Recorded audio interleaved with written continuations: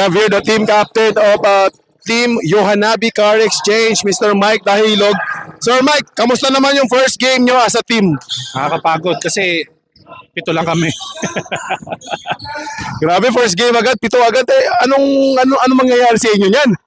Hindi, madami lang absent. Merong may sakit, merong may mga prior engagements. Yun. Kaya mahirap.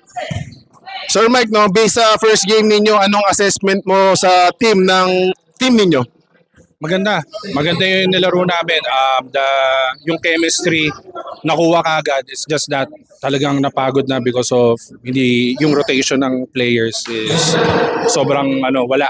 Kasi nga 7 lang, so 2 lang yung lumalabas every 5 minutes. So yung mga ibang players talaga na force na maglaro full first, second quarter, dire-diretso, walang labas. So ngayon sir, nafe-feel mo na yung laro na yung ninyo at nakikita mo na rin tong second game, no? Sa assessment mo, saan naabot ang team ninyo ngayong season? Well, of course, we're aiming for championship.